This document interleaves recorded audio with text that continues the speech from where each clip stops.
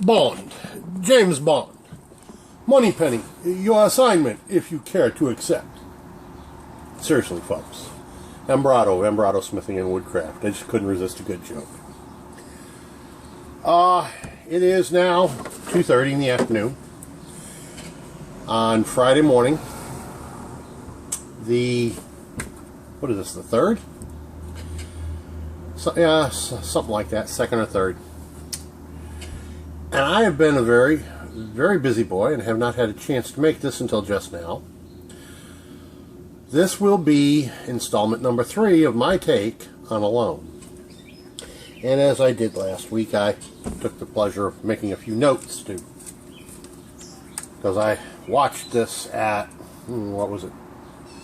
3:30, 4 o'clock this morning, I guess it was. Something like that. Might have been a little later. So I made some notes so that I wouldn't forget what I had watched. Week 3. Okay. Started off with Dylan. He was eating bull kelp and several other types of seaweed, straight up. Well, if you like your raw salad from the sea, that's fine. Not my cup of tea.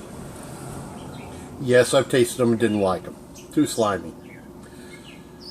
Also not the best for nutrition. Lucas started on building a cabin. And then he quit. Because he said the clay didn't work out. Well, let's explore that topic for a second here. They fire clay pots at nearly 2,000 degrees. So does he really think a lump of clay thrown into an open campfire is going to become a clay pot? Open campfire doesn't get that hot, and you have to get it to that hot, and you got to keep it there for several hours, and then you got to let it cool down real slow or they crack and break. I got news for Dylan. That clay he found, it would work perfectly for chinking, because you're going to mix it with straw or moss or whatever you got. Pine straw will work. See, the point of the straw or the pine straw or the moss shredded up is as fibers, like fiberglass in Bondo. It's meant to give it elasticity and structural strength. The clay is simply the glue and makes great chinking. He had the perfect stuff. You want to make a clay vessel, though, you got to bring that clay back. You got to let it dry out completely so you can powder it. You sift it through a fine screen so you can get out all the impurities. It's a lot of work to make clay from a stream bed to make a clay pot. Straight up clay from the stream bed? Yeah, well, maybe you'll get a jug out of it that'll hold up for a while, but I wouldn't count on it. And he has nothing there to make a glaze out of to bake on the surface to make it waterproof, so you might as well just forget about that idea. Yes, I'm an expert in that too. Moving on. Joe lost his ferrule rod last week. I will not belabor the point. I will simply say amateur mistake. Extremely. And then he compounds his mistake by tapping out right at the beginning of this episode. Doesn't he know any other way of making fire other than a ferrule rod? Really? And the History Channel calls these people expert survivalists? I wonder.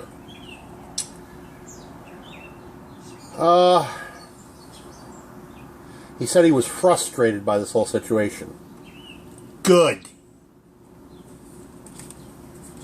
And the fact that he lost the ferrule rod in the first place?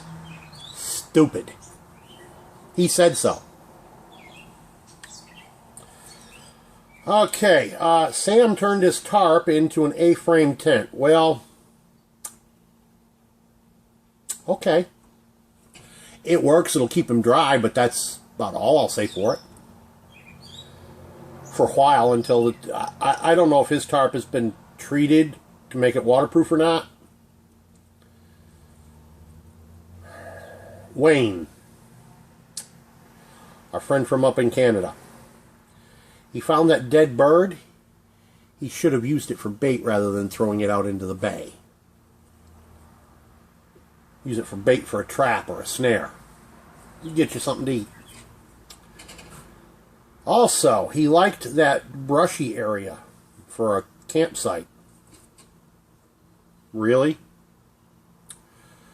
When I set up a camp like that in bear territory, I want a 50-yard killing zone around my tent, or where I'm going to be sleeping, that's wide open. And then I'm going to put up a very low string that's going to jingle a bell where I'm sleeping to wake me up. Bear, puma, whatever, they're going to... if that string is only that far off the ground, they're going to just catch their paw on it as they're going past it. That's the whole point. It'll wake you up.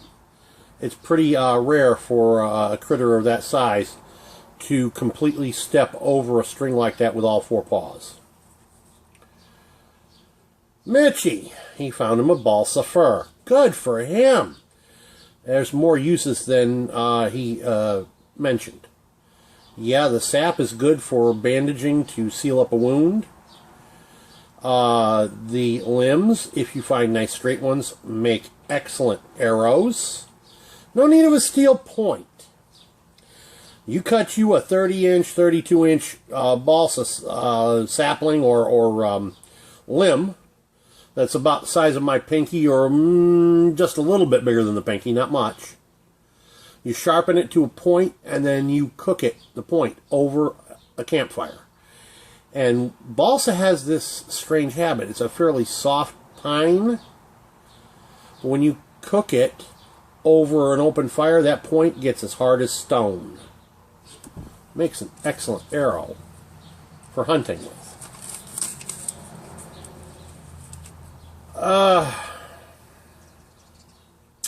I'm going to make a small prediction here. I was listening to Brant, and I was listening to Sam. And barring another run-in with another critter, if it's just left to their own devices, the next guy to tap out, I think, is going to be one of those two. Because they're both discussing being homesick. What? That's odd. Somebody must have a pig pen nearby here. Because I don't think there are any wild boar in this part of New England. Then we get to the part where Wayne, I mentioned that his sight was not a good one. And he's charged by a bear. Now, I don't know about you folks, but I saw the video of the bear outside his camp. Outside of his lean-to tarp, or whatever you want to call that thing, A-frame tarp. That was a juvenile, maybe 3.5-year-old bear. In other words, the equivalent of about a 10-year-old child. Just barely off of Mama's skirt tails. And Wayne is saying, oh, that was a big bear. No, it's not a big bear. That's a very little bear. That bear might have went 250 pounds. Maybe. I had an experience many years ago with a really big black bear. Everybody in the region where I was at called him Samson. And about 12 to 14 months after I first met Samson, he got needled. Oh, sorry, that's the way I talk about him. Someone getting shot with bow and arrow. He got needled in a place called Gerald's Branch in West Bygod, Virginia. And his dressed weight was 697 pounds. Now, that's a big bear. Well, Samson came into an area before he got needled where I was working as a guard. And he comes charging at me. It was the last time he ever did so. At the end of this video, I'll cut in a shot, a picture, of the thermos I had in my hand the day Samson charged me. And there wasn't a thing wrong with it prior to him charging me. You tell me what I did to the bear with that thermos when you see the picture. Let's put it this way. That old boy was seeing stars. And you know what? I saw him 50 more times after that before he got needled. He never came within 50 feet of me for fear I'd open up that can of whoop ass and pour it on him again. Black bear, believe it or not, 99.99% of the time are big scaredy cats. The only time you got to worry about a bear is when it's got cubs with it. It's a female. Now that bear will charge you for real because it thinks it's protecting its babies from you. But a male, when they charge you, they stop 20 feet away. They want you to turn tail and run because they're more scared of you than you are of them. Trust me. I have turned bears like that around with a slingshot and a pebble by beating them off the top of their head with a pebble. They're not going to stand there and put up with it. They're going to turn tail and go. The only reason we say, hey bear, when we're walking through the woods, is gives that bear what they call fight or flight distance. If the bear knows you're coming, they're not going to let you sneak up on them. They're going to turn and walk away just as quick as they can before you get into their fight distance. Because the bear doesn't want to fight with you. You're bigger than they are, generally speaking. These mock charges are them trying to puff themselves up and frighten you away.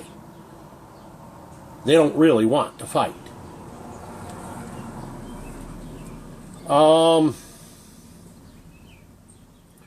On top of which, he should have had a fire outside of his, just outside the entrance of his tent there. That would have kept the bears at bay. They would not come within 50 feet of an open campfire. Alan. He's another one I'm a little worried about might be tapping out sooner rather than later because he's also having a problem with being homesick. Dustin?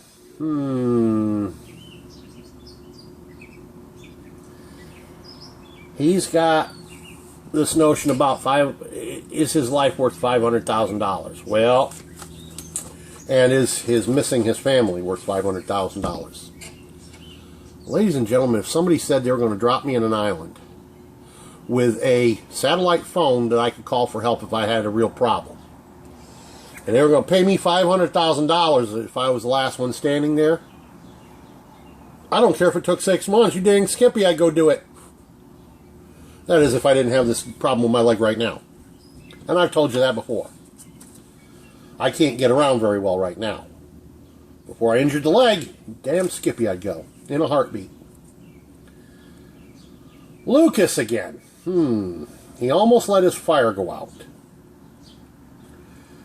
Well, he's not the one that lost his ferrule rod, but when it was just as easy to reach over and put a log on it, because he dozed off, no, not a good thing.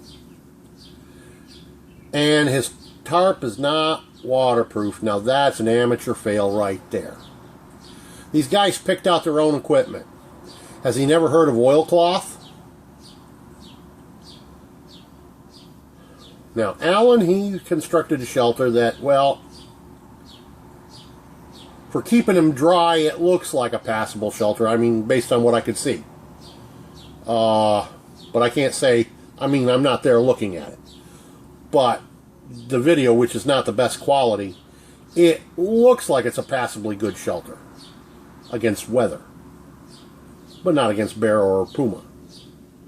That was the point I was making about Wayne.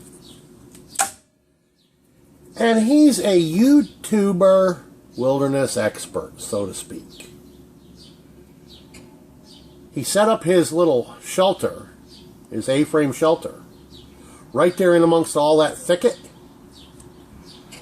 Does he forget he's on an island that has a large population of cougar? And cougars are ambush predators. What he heard outside his tent might have been something other than the bear seen by the trail cam. What he heard rattling around in the brush outside his tent might have been a cougar. Remember, they're ambush predators. So, Please remember, I spent time living like that out in the wilderness where there are bears. And I never had one come within 50 feet of me, because I took all the precautions I've told you about in the last couple weeks. I always marked out my camp by making a ring of urine spots 50 feet out from my camp, 50 feet out from my tent. And no bear has ever crossed my line when I put one up. It's a proven fact, it works. When I go through the woods, if I don't feel like hollering, "Hey bear," I bring along a cowbell. Or if I don't have a cowbell with me, I'll grab my pot and my lid and just kind of clack them together. Any sound, any noise that can be heard for a couple hundred feet will keep the bear completely out of your path. Now, will it help you with cougars? No. Because cougar, when the good Lord made cougar, they put no backup in that critter whatsoever. So, when I'm going into cougar country, I make sure I've got my head on a swivel and I've got at least a 12-inch blade on my side. If I have to wrestle one of them bad boys into table meat, I will. I'd prefer not to, but I will. And I try to be just as quiet as I can be if I'm in cougar country. I don't want to attract their attention. I'd rather pass by without them noticing. That's how you deal with cougar. Emperado. Peace out. This, ladies and gentlemen, is what I was telling you about. This thermos. That damage right there was done on the head of a bear. That was done on his head with a second blow. That's how you deal with a black bear.